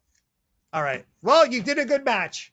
See, Noelle, you learned something. Not only is Dave Chesky an engineer, By the way, you can email Dave, contact me, and I will give you his email address at work, or feel free to stop by Falcon Engineering. Dave does have hours on Tuesdays between 12 and 2. All right. That being said, I'm going to let some people go because we're going to go to Q&A. I'm not going to have any engineering stuff, Dave. Let's face it. Thank you so Okay. much for being here. And thanks for letting me play around with you and poke around. So I appreciate you as always, Dave. Taylor, thank you so much for being here. We're not going to have any manager questions. I'm sure you have. Do you have a busy day today? Of course I do. Is there anything you're dealing with right now that other managers and board members would like say, ugh? Any Um, big projects? Sorry, I Big didn't mean to put you on the projects, no. But for any on-sites, when you're dealing with a manager transition, it can be a lot. So we're dealing with a little bit of that here. spot. Are you going to use rain today if it comes up? I, of course, will use rain. Yep, I will. And I'll email you about it too. I know you will because you're very nice. You are a very nice person, and I did enjoy visiting your office. So thank you so much. Okay. Everyone else, if you could stay. If you got to go, you got to go. I don't need 3 insurance people, but you're welcome to stay. But I know you guys are extremely busy, but you're welcome to. Kristen's really the one who's really busy. I got to be honest. Always I good gotta to log listen to off at all. 12. I know Dawn is really busy. Greg Borelli, Noel, Greg they're like an institution up where he lives in New York. I was telling before he went live that they came over with the pilgrims and started selling insurance. So just keep that in mind. All right, so let's go to our Q&A. There was a lot of questions. There's so many, I don't even know where to start. Okay. Is there a particular issue if a board member calls the police over an issue that it did not warrant the police, and then that owner threatens to sue us, and do we have to notify the insurance company? Okay, so there we have an owner. I guess a board member decided, on their own. Wow, there's a lot there. That's all I know. So I will start with go backwards this way. Adam, what do you think about this? If they were calling the police in their capacity as a director, and so there's a actual legitimate claim that comes in, as opposed to the owner going, "I'm going to sue you guys," because let's face it, like every owner says that all day. They're going to talk to their attorney. They don't have an attorney. So if there's like a legitimate demand that comes in, then they should probably notify their insurance. Okay, and feel free to backtrack, Adam, if I say something. I heard Adam say, we always talk about you're always on. Well, okay. You said in your official capacity as a board member, where we're always talking about Dave Byrne, how that's a shady kind of territory there. So I don't know if that impacts this situation or not. I don't know how you can get sued for calling the police, but I mean, I guess it's 2025, so I guess anything's possible. And I agree with Adam that, some random dude being like, "I'm going to sue you." I mean, I don't think you need to call your insurance company for that. That's kind of silly. To me, a claim is a lawsuit, some kind of thing that triggers the coverage. Dawn may disagree, but just from my perspective, people randomly threatening lawsuits, that could happen 6 or 7 times a day. So Noel, let me add on to this because this is what I like to do. So a board member calls the police and he's embarrassed, right? For some reason, right? And that's his basis for a lawsuit. Or maybe he claims it's discrimination. I don't know. Now it's not fair to Adam and David because I threw a whole new thing in the thing. But this could go in any direction here, right? It's just a roundabout question here from the audience. You could add any angle to it you want to.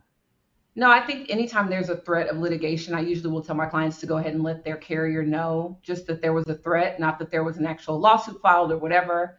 But also, anyone can threaten to file a lawsuit against the board, even if the director wasn't acting in their capacity as a board member. That's really just going to make it depend on whether or not the insurance will cover them, right? But I do like to just give the carrier a heads up anytime I hear that there might be a threat. Corey. Yeah, I agree with what Dave said. I mean, I grew up and I live in Boca Raton, Florida. Everyone's an attorney. Everyone has an attorney. Everyone's threatening to sue everybody.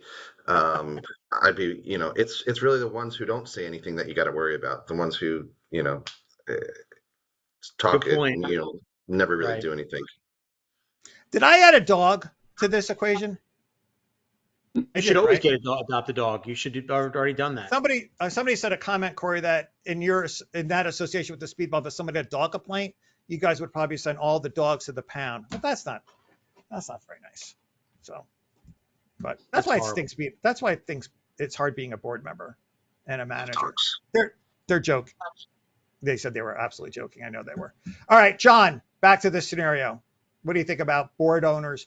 I'm kind of like, is there a gray area when you're a board member, when you're not? Obviously, if you do it, you can do whatever you want if you're not going to come back on the association. But does it may throw another scenario at you, John. Does it matter how you heard about it? No, That it would doesn't matter. matter. It doesn't matter how you heard about it. But I want to go back to what Dave said. The first thing that jumped out at me is, yeah, people do make like idle threats about lawsuits. Do you have to run to your insurer every time? I don't think so. Also, if someone calls the police on you wrongfully, what are your damages? Like, Yep. Good point. where's this all going? So that kind of helps me, like when I do a quick analysis, like they don't even have a cause of action, even if it was true. Two people are asking me two different versions of this. Why wouldn't they wanted to know, one person wanted to know, did the board member hear this from a resident and then call the police? Because I guess they feel like that would make a difference. Because how could that not be argued that they didn't do it in their capacity as a board member? Really quick, John. I don't think that it matters how you found out. First of all, the police, they want an eyewitness. So, triple hearsay phone calls, the police aren't going to do much. Well, I disagree, John, which means absolutely nothing, audience, because my opinion honestly does mean nothing. Corey, if someone tells you something as a board member, now I just want to go in this direction a bit and we're going to insurance. Doesn't that, and you hear about it as a board member and it's reported to you as a board member and then you take action on it, how could it not be related to your board duties? John, do you want me to go back to you on it since I'm kind of taking it further? Whatever you'd like. Go ahead, Corey. I'm not even sure what we're talking about, what the specific action was. But remember, the board's duties are what's listed in their governing documents. So if it's not something that's in the governing documents and the board doesn't have authority to do something, so often there's issues between neighbors that have nothing to do with the association, and our boards are trying to get in between them and resolve it for them, which is often a mistake. So I would stick to, the goal of the association is to maintain the community. Stick to what you're supposed to be doing. Don't stray from it. You're not the government. You're not the community government. That's kind of how I would see it. Yeah, the manager's saying this. They're basically saying that the board member does this stuff all the time, and I guess they complain about everything. Okay, really quick before we go to the next question, let's go to the insurance aspects of this. Greg, any insurance aspects of this scenario? Of course. So we're getting into, do we report a claim and don't we report a claim? One, you're always safer that you want to report any claim that you may know about. This specific case is so far-fetched where you do have to talk to your insurance professional, go over things, but somebody just threatening, I'm going to sue you, is not notice of a claim when an insurance company is going to deny you for late reporting. You don't have official notice that you are being sued. And if you change these circumstances to, hey, somebody fell at the playground and they yelled at me that they were going to sue, that's where, okay, we had injury. We're going to want to put in that claim early, even though we don't have a lawsuit yet, so they can see what the playground looked like, have a chance to investigate it before that claim came in. But I agree with how all the attorneys phrase this one on the police department. I mean, what were the damages? What's really coming out of this? This seems very frivolous. Kristen, any insurance aspects? Greg hit Okay. everything that I was going to say. Dave, anything? Okay. No, Excellent. I mean, no, I think Oh, I'm good. What Dawn. what we said so Dawn. far. I meant Dawn. I'm sorry. I apologize. It's Dawn. okay. So for a claim, as Greg was pointing to, if you know of circumstance that can give rise to a claim, you want to report it, have a discussion with your insurance broker, see if they're going to report it to the carrier if they recommend such. But let's define what is a claim. A written notice. So in a letter of representation from an attorney, that's a claim. 2, a civil demand or a summons and complaint that you receive from court. That is absolutely going to be a claim. And also anything that you receive for EEOC, the Equal Employment Opportunity Commission. I have to always remember that. So if you get any of those type of official documents, that is going to be a claim. Again, wrongful circumstance, anything that can give rise to a claim. The threat, yes, give a call to the insurance broker and have a discussion whether it should be reported. Most times the carriers do want to know about it for record purposes only. All right. Any examples of an owner wants to, I'm reading as I'm getting them. An example of an owner wants to mount cameras on the outside unit when the originating docs prevent attaching things to outside or change appearances. Do we allow the ring type where the doorbell is? This one, I'm going to start with John on this one and go the other way. Or I'll start with Noel. It's just, I keep track. Yeah, Noel, these Ring cameras are pretty popular. Everybody seems to have one. Is it, it says in the original docs, you can't change the outside appearance, but I don't know. What about this one? What do you think? Well, here in Texas, there's an actual statute that says that homeowners are allowed to have security measures, and an association can't prevent them from doing that. So if it's a security camera, the association cannot prevent someone from installing that or attaching it to the outside of their unit. All right, so here we go. Is that going to be reasonable? I mean, so what does that mean? Like, where's the limit?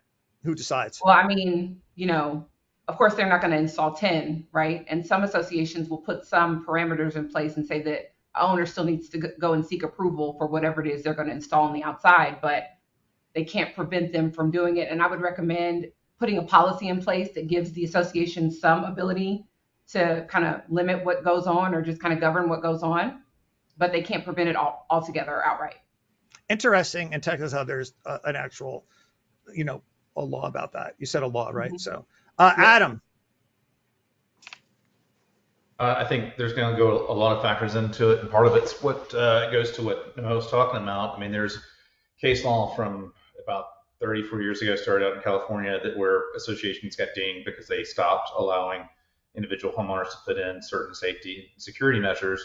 And so that it sort of runs around the country at this point with, if you're trying to preclude someone from putting in something for their safety and security. So part of it's going to go to what's the situation at the particular association as far as safety and security and the needs of the particular individual. The other thing is whether or not it's a single family home or a condo. I mean, if this is a single family home or townhome, you're going to have a hard time stopping this because you're barely going to see that from the street. However, if this is a condo and somebody's just wanting to be creepy in the hallways, you probably got a pretty good ability to stop that. So, Dave, it says it's in their original docs that you can't have any change to any outsider appearance. It seems kind of unreasonable though, right?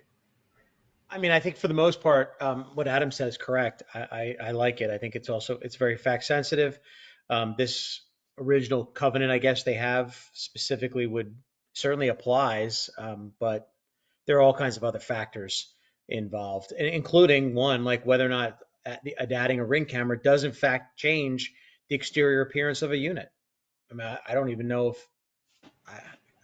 people even realize it half the time. Corey, I didn't go to you yet, right? Not yet. Okay, go ahead, please. Yeah. Like what Dave and Adam said, it's fact sensitive. The manager should consult with the attorney to review the governing documents and make sure there hasn't been any amendments or what's been done in the past.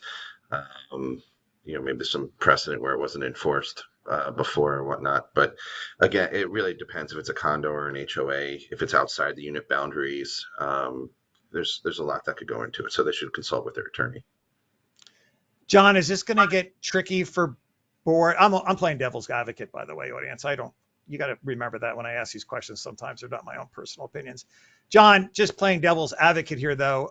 Let's say the board just kind of looks the other way on this, right? It's not a big deal, but then someone takes it a little bit too far and they criticize that person. We've kind of touched upon how those issues can get tough for boards also, right? Like, where's the line, I guess? I don't know, or just go in a different direction if you want. Yes. So in New York, there's actually, while there's no statute, as in Texas, there is case law. It comes from a little bit of a different angle. I'm sorry. The case law is that it's permissible for boards to allow doorbell cameras, like a Ring camera, even if they're, because the issue is privacy rights, right? That's what, you don't want a camera pointing inside of a unit. But in this case, the court held the incidental pointing of the camera into the unit across the hallway is nominal, and that's permissible. So it upheld the board's policy of allowing only doorbell cameras, even though they're there on the exterior. So it comes from a different angle, but the case, you could be used to support a board's policy of allowing just those type of cameras. Interesting. All right, let me go to the lawyer's insurance really quick, because this may tie into this whole thing. We already allow Ring cameras, but other people want to utilize other cameras. Noel, I'll go back to you on this, because you kind of said Texas has this law where you have to allow cameras. I guess the question is going to be like, can you tell, and this is going to be for everyone, not just you, but they allow Ring cameras, but they don't allow other ones. Where's the line for boards to decide? I guess it's like any other kind of architectural control. I don't know. Yeah, I mean, I would put, if we're creating a policy, which I would recommend that a board does, that kind of set some parameters around what the security measures are going to look like, I would add something in the policy that says, what kind of cameras should be allowed. The board has the discretion to decide what should be allowed, where they're located.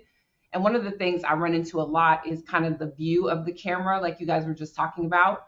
Even with single family communities, people don't want cameras pointing into the neighbor's backyard. And I get a lot of complaints from a neighbor saying, oh, well, so-and-so's camera is pointing at my child's bedroom window or something like that. It's difficult for us to be able to prove, what the angle of the camera is, but we should put something in the policy that says that it can't point into someone's backyard. It needs to just, be on that owner's property only. So there has to be some sort of parameters that the association can kind of lean on to regulate that. And the type of camera is going to be hard because they're all kind of the same, but we should use other things to govern that. John, I'm going to go back the other way, and then I'm going to go to insurance, and then we're going to go to closing thoughts. I feel sorry for boards, John, because this is like back to the same old story, right? Like what's, you know what I mean? Like what's reasonable, and, it just take it from there. Yeah. So your main concern is privacy rights. And well, you guys keep going back to, can I interrupt you? But you keep going back to privacy rights, but the original question was about appearance, but go ahead. Well, and I was saying an exterior appearance. Oh, so policies that kind of balance owners' safety concerns versus exterior appearance. That's why I think in most cases a Ring type doorbell camera would be preferable over owners planting them on the siding, exteriors, and where the biggest problems I've encountered on this are where there's a beef between two owners and they want to point cameras at each other, but not into the units. They want to point it, just in case they go out in their decks, and it could get out of hand. So that there is a balancing act you have to go through. Corey, I'm so glad that this person just sent this in. But can a policy conflict with the original docs? So the scenario here is it says in the original docs you can't do it. Maybe you look the other way, but should the board then turn around and make a policy about it? Because now, it's not just looking the other way, right? There's a policy about it. Like, what they're asking here? It seems like a legit question to me. Some instances where there's a policy in the governing documents where the board has not enforced, or a restriction that the board has not enforced, maybe for years. And in some situations, if a new board will come in and want to start enforcing that restriction again, and at least in Florida, there's what's called a tabula rasa letter, clean the slate, and you send a letter out to everyone in the community saying, in the past this restriction may not have been enforced. From this date forward, it will be enforced, and if there's some grandfathering issues, that would need to be taken care of. That's a common scenario. I'm not sure exactly the situation here, but that's usually kind of how that's handled, at least in All right. Florida. Dave, another question came in about it. Do you want to just kind of offer commentary where we're at right now, or do you want me to give you the next question? It's up to you. No, I can offer commentary. I would just say that I think all the guys, everybody said things that I agree with. I sort of circle back and something that we talked about a while ago, which is sort of the judges and politics, I think, and sort of those kinds of things. I mean, to me, one thing that strikes me with these camera issues that come up with my clients is, and I think most people assume or should assume that you were always on camera, unless we're in our own house, I suppose, although God only knows what goes on there. But in the public, you assume that, you walk by someone's house, you're probably on someone's Ring camera somewhere. So, I mean, I think the dynamic of modern society is that it's not like, in terms of John's saying before, where someone's saying, hey, you need to enforce a rule because there's a camera that's focused on my house. Well, I mean, really, it's probably not just probably cameras focused on your house. You don't even know they're there. It's just as a general modern type of thing. I think that a covenant created in 1989 versus 2025, the dynamic of sort of cameras and technology and surveillance has changed a lot. Adam, it's really common in my building. People have these and they have them actually in the peepholes. So I always assume when I'm in the hallway that, there's a camera watching me.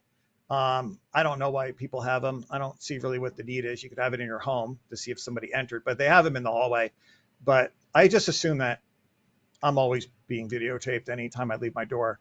Adam, any commentary on this?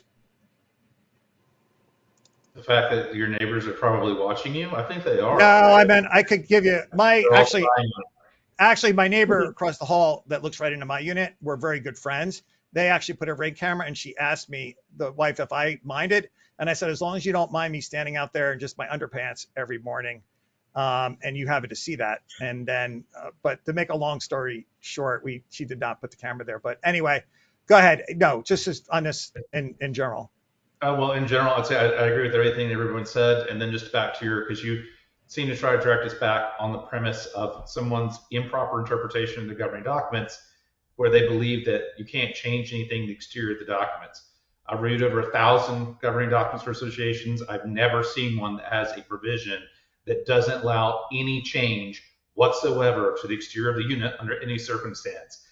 If it was written that way, if you're recent, then you should sue the attorney who wrote it for not knowing what they're doing, because it's not possible.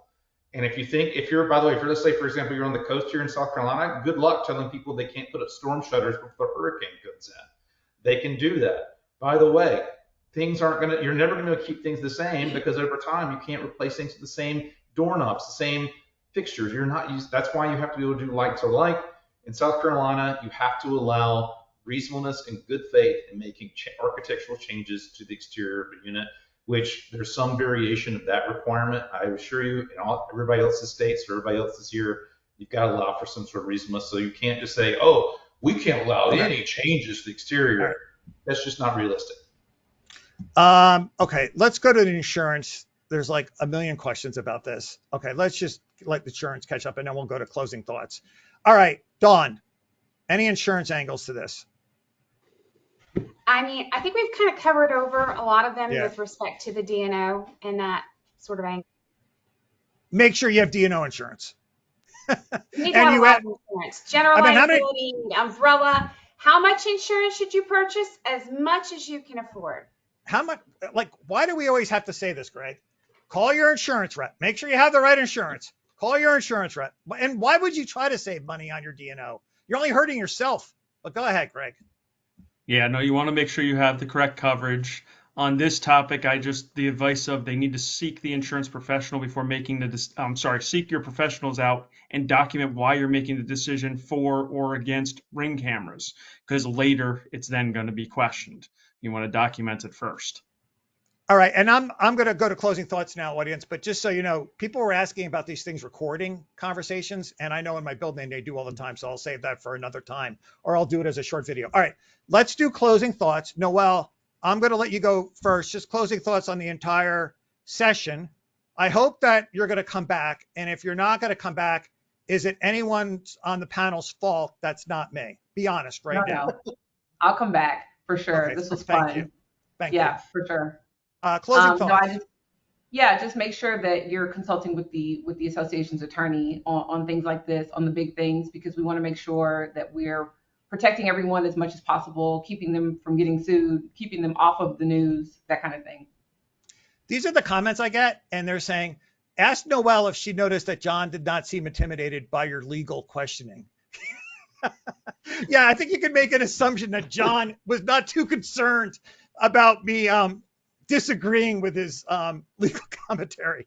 I think he's secure in the fact that he knows I don't know anything. So, but anyway, okay.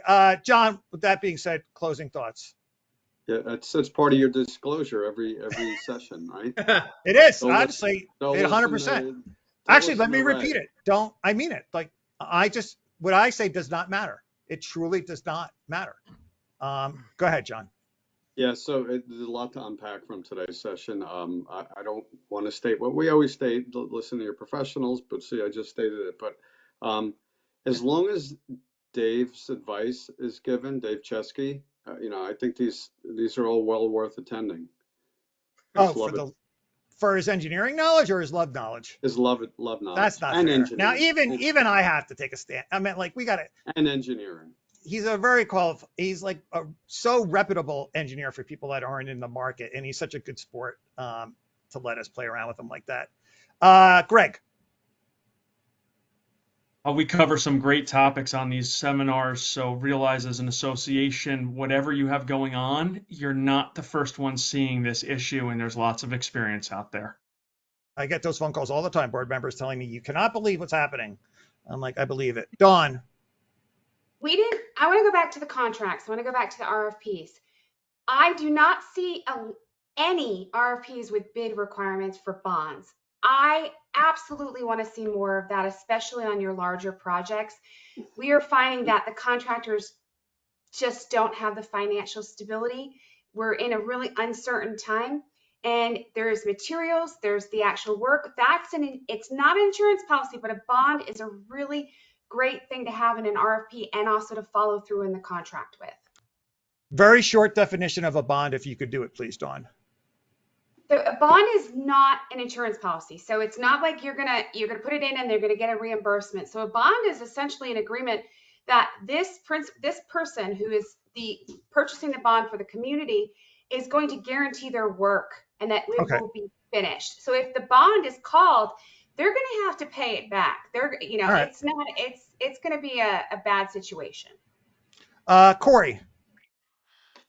Where do I go to submit the continuing education credits for the love advice? I want to see if my wife will accept that. That's why it's a short segment. You have any closing thoughts? None? No, great seminar today. Okay. By the way, Noelle, Dave and Adam, they always have opinions. I'm probably just going to do a full hour with just Dave and Adam and get them all worked up. They just get so, and I like it. They're just brutally honest. But go ahead, Dave Byrne. Well, I'm going to use my closing thought as a teaser for the next episode, which is the audio, the capturing of audio with these things. It's very interesting, which a lot of people don't realize. Like in New Jersey and other states, there are anti-wiretapping statutes, which, a lot of my clients have found cover, recording people talking surreptitiously and not like phone calls, but like putting audio recorders in meetings and these kinds of things. Whereas we all should assume we're being videotaped wherever we are. We should also assume we're being audio recorded wherever we are. There are different laws, at least as far as some of my clients have seen as things have played out with regard to just randomly recording people. Whereas a Ring camera might be okay if it's videotaping, but it might not be okay if it's capturing audio for people who don't know they're being recorded. I honestly assume in my building, honestly, I do, I'm not kidding you, that anything I say in the hallway is just, it could be public because there's so many Ring cameras and peephole cameras and things like that. So I don't say anything. Adam, closing thoughts, you to wrap us up. Well, for everybody in South Carolina, we talked a lot about architectural restrictions today. Architectural rules are rules.